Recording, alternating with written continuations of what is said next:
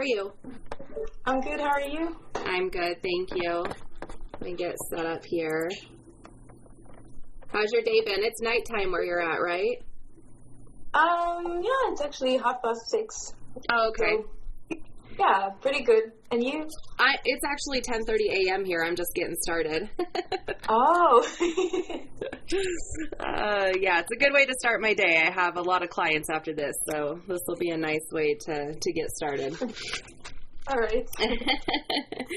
So the album has already been released. How is the response? I mean, I've seen how the response has been. I don't need to ask you, but how has the response felt since it's been so positive?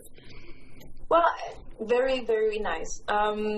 It's always good, when you've been waiting for so long to release something, to see that people who appreciate your previous work also appreciates your new song. So we've been enjoying the response so far.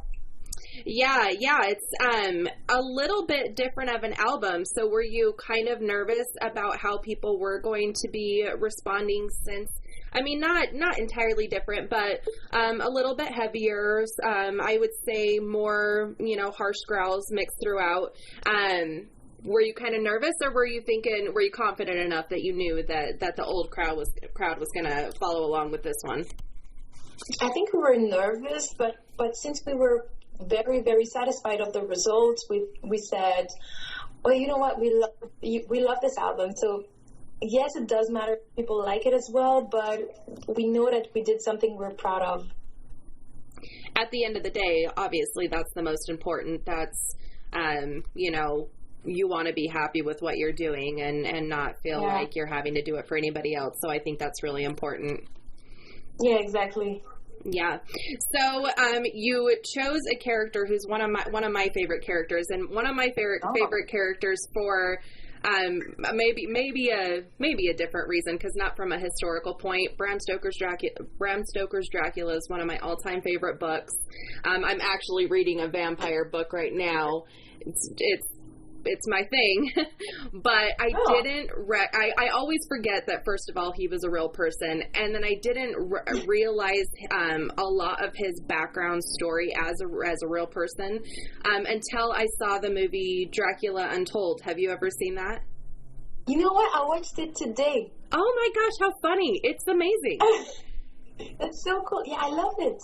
Did you feel like the historical points, to a certain degree, hit what you know as the history of Vlad? Yeah, exactly, because I felt like what they did with this one that they didn't do with a lot of other movies is that they really mixed the real Vlad Dracula with the Transylvanian superstitions. Right. Yeah, they told... Oh, go ahead. Oh, sorry. No, go ahead.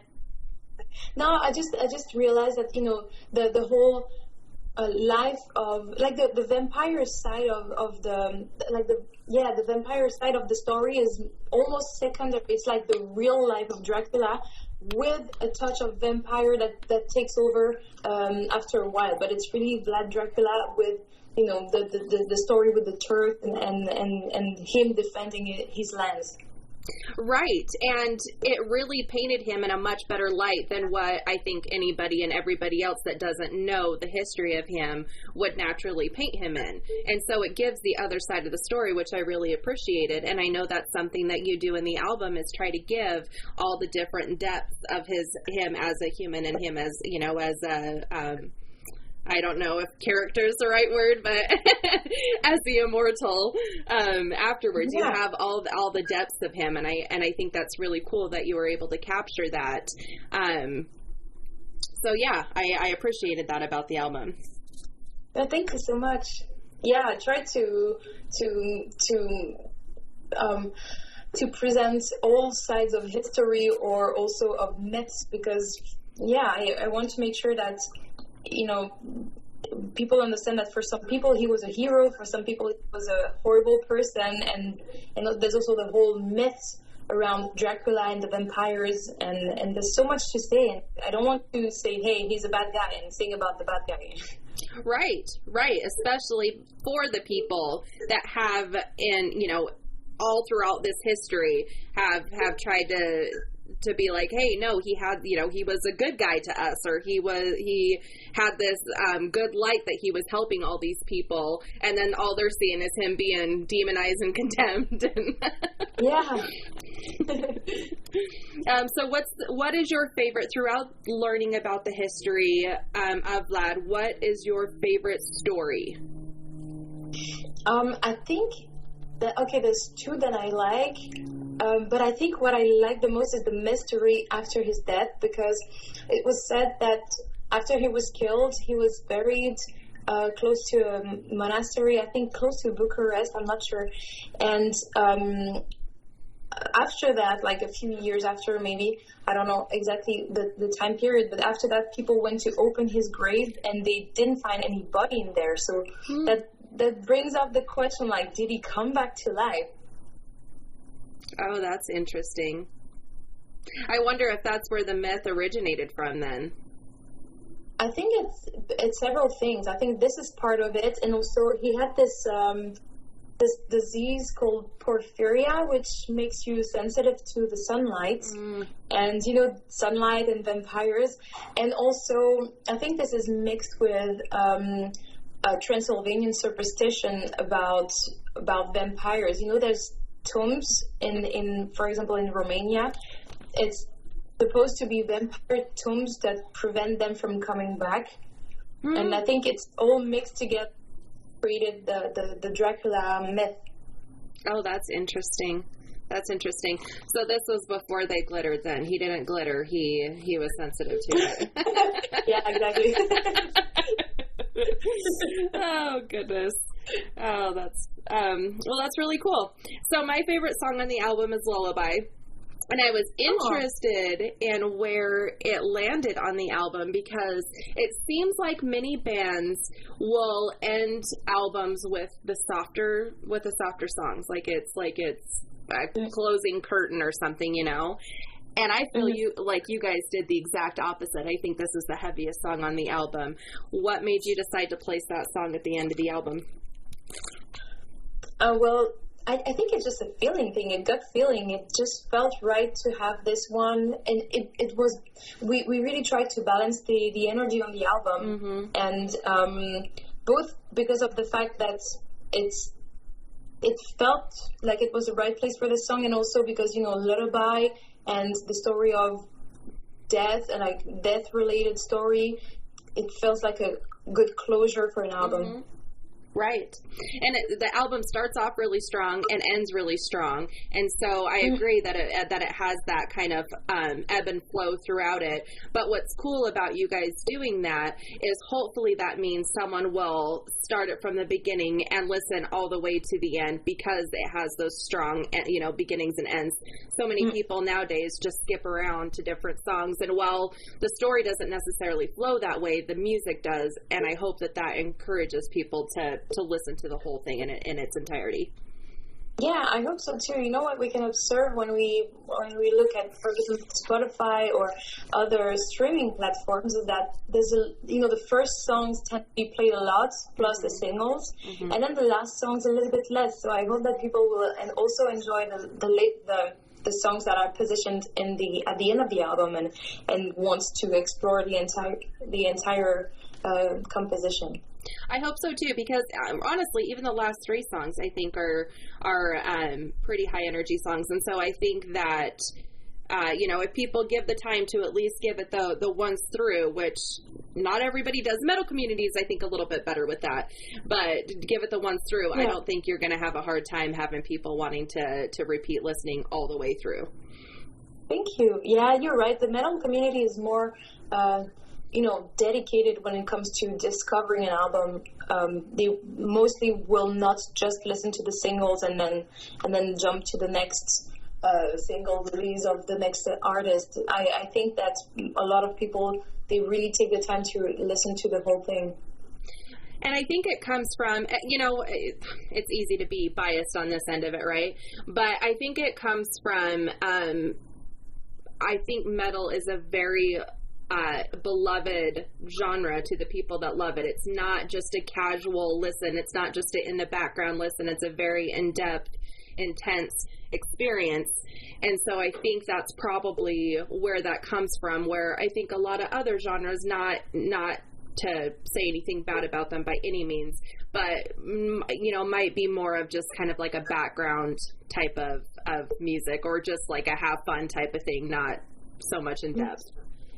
Yeah, I completely agree, and it's funny because recently I discussed with someone who is doing EDM music, and he was explaining me that they are releasing singles maybe every second week, because people consume music differently. Mm-hmm. Wow, man, that's intense. That would be exhausting. Yeah, totally. So hopefully, you know, the world kind of allows you guys to be able to tour. I know you just did a show, which I haven't been able to see yet, but I'm planning on watching in the next couple days. I've heard nothing but amazing things about it. I have to ask what everybody's asking. I don't know if you have the answer or can answer this or not, but is there plans to possibly release that show on DVD, Blu-ray, whatever in the future? We didn't plan to do this.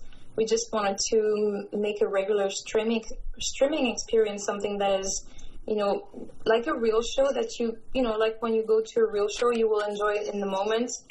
And we wanted to, as much as possible, share the moment with the people who would also be able to join the premiere. We knew it would not be possible to have everyone at the premiere, but we wanted to make an event where we are all present, and also to offer the possibility to people to catch up later. But we didn't, we had, of course, a discussion in the beginning, and I think for many reasons, including financial, we decided now, we just make something that is, streamable for a certain amount of time. Mm-hmm. I personally really enjoy the streaming concerts, you know, especially since we haven't, you know, been able to have a whole lot of experiences with the live shows. It's getting a little bit more, you know, open now, but still, I really, really enjoy the live experiences. But I know for the musicians, it's not always the most comfortable or pleasant of experiences. I've talked to many musicians that, especially last year, that were like, absolutely no way will I do that. It's way too awkward. And other ones that were like, hey, we were just having fun. It was fine. What was your experience with it? With us, it was pretty easy. It was like somehow like recording a music video. You know, at that time we hadn't had any experience with live shows with this band because of Corona. Right. So it was not like we were experiencing something super different than what we were used to, because we were not used to playing live yet with this band. And well, you know, we knew that we had a release show for the day of the release of the album, but we also knew that there's a lot of people supporting us all around the world, and we wanted to give them also the opportunity to watch us until we can finally tour the world. But, you know, we're a new band, so it's not up to us only to say, hey, next year we do a world tour and we go everywhere. Oh, right. So we wanted to make sure that we don't forget the people supporting us from all over the world. That's really cool, and that's a good point. I didn't even think about that. So it wasn't like you guys had to make any kind of adjustments, because this is kind of what you as a band have known. So that makes a lot of sense. So moving forward, what everybody was able to experience with the live show, is that kind of what we can expect to experience when you guys are able to tour and see live? Yeah, I mean, obviously the venue, for example, we picked a place that was special, that looked great for the video, and we had especially like a much bigger production than what we have live, because we had the possibility to, you know, we took 2 days to put everything in place and to have tons of lights and effects that we cannot always have on stage. So it was obviously a bigger show than what we can put off when we are touring. But regarding the way we play, the way we are on stage, this is us, and I think you can see it now. We have a few fan-made videos on YouTube that have been filmed during the few concerts we've been able to do this year, and it's pretty similar in the way we play, I'd say. That's cool. That's really neat. Yeah, there's a high energy there, and I think that's wonderful. It's always nice as a fan to be able to see a band that they're really enjoying what they're doing, and we can tell.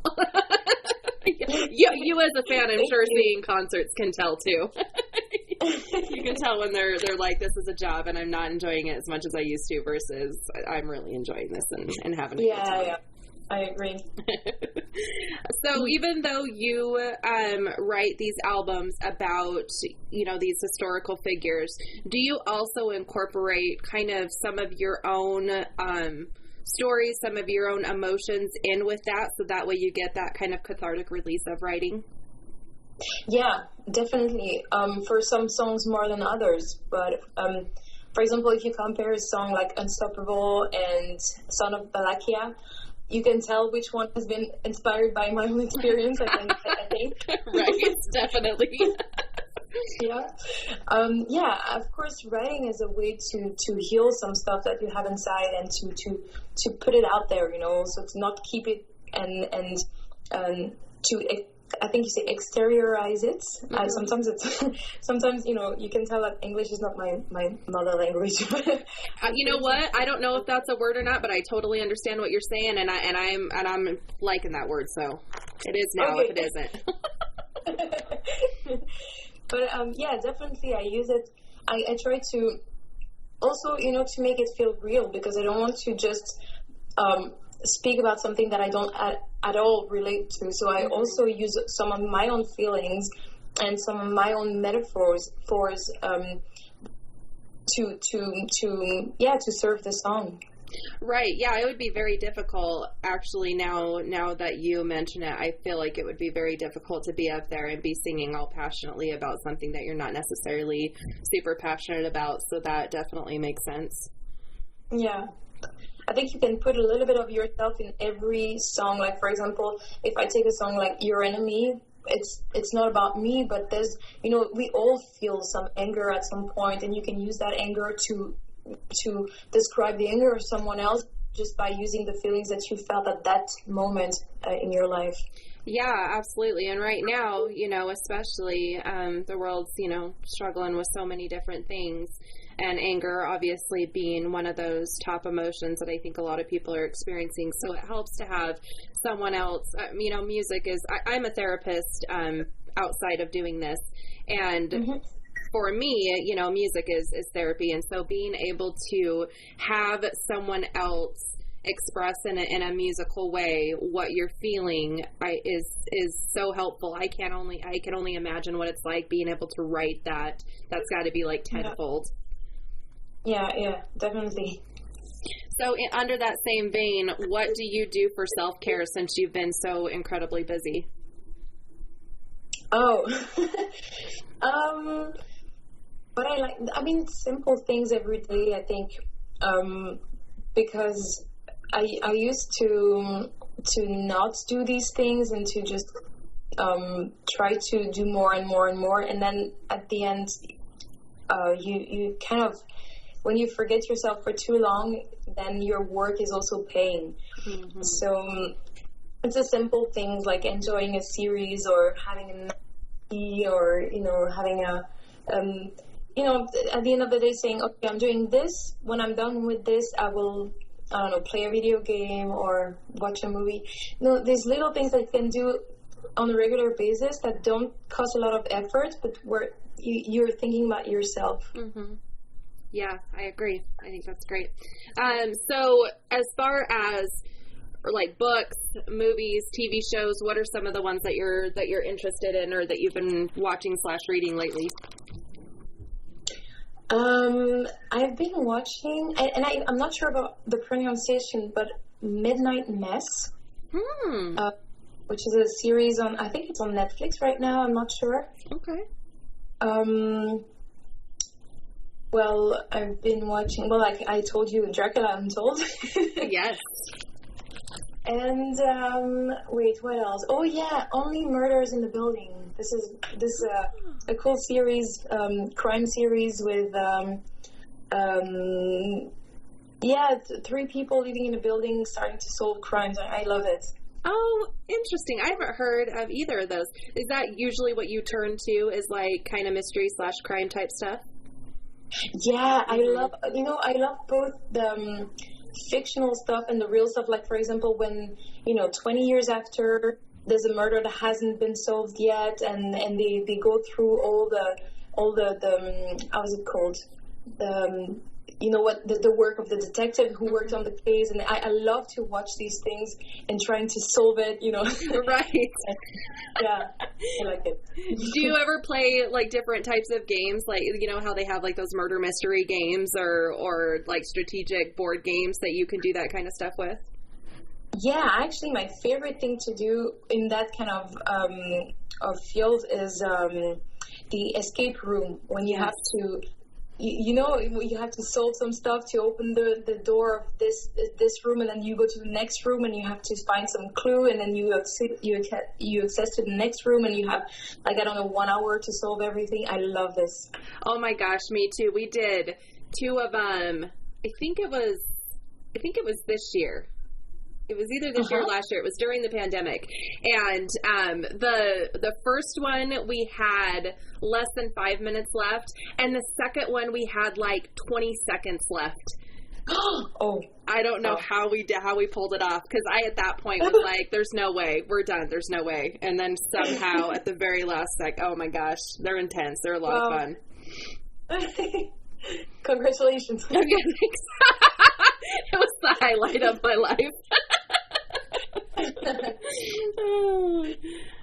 Oh, okay. What are some of your favorite bands and artists that you're listening to right now?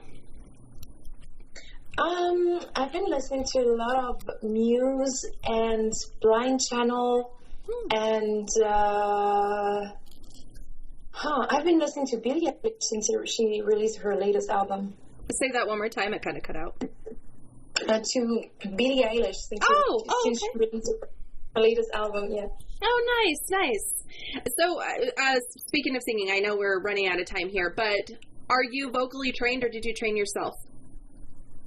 I am vocally trained, not in the conservatory, for example, but I had a personal vocal coach for several years. That's really cool. So did your vocal coach teach you how to hit because you have lots of different ranges. So did they teach you how to hit all those different ranges, or did they just kind of teach you the basics and then you kind of found your own voice through the whole progression of that? Well, I had a very cool teacher. I was just, when I started the lessons with her, it was not my very, very first lessons because I had a few at school. But when I started learning with her, it was about learning the basics first, like having a proper breathing technique and also the posture and everything to make it easy for you to sing in good conditions. And then when I went through this, I basically told her everything I wanted to learn. Like, for example, I would come with a song from Lacuna Coil and say, hey, I would love to be able to do that kind of vocals, or I would come with I remember coming one day to the lesson and with a Hailstorm song. I was like, yeah, listen to the vocals of Lizzie Hale. I really love this effect that she's doing, and she would teach me how to do this. Like, she was also into rock and metal, so it was really easy to learn everything I really, really wanted to work on.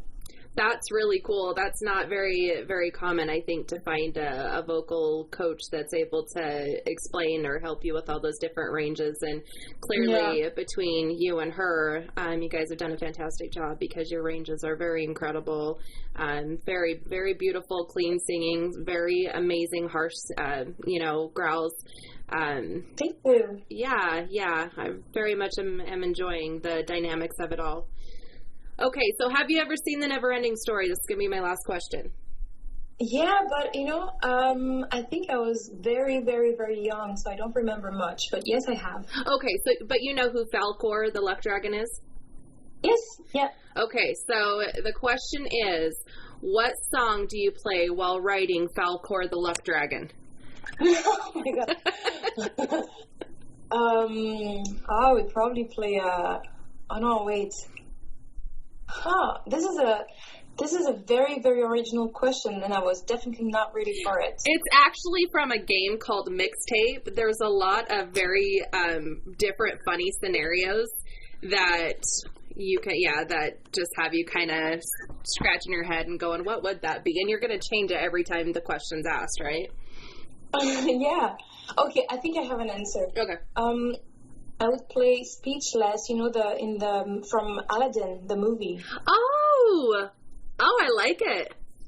I like it. I mean, it has to be an epic song, so. Yeah, right? Yes. Love it. Well, thank you so much for taking this time with me, Melissa. I really appreciate it. I know you're really busy, so I appreciate you taking this time. And congrats on the release. Congrats on the success. I look forward to what you guys put out in the future, and which I'm assuming Chapter 3 will be another historical figure. So I'm excited. Well, thank you so much. Excited to Thank you for inviting me. It was very nice chatting with you. Same with you. Have a wonderful night. Thank you. Have a great day. Thank you so much. Bye-bye. Bye.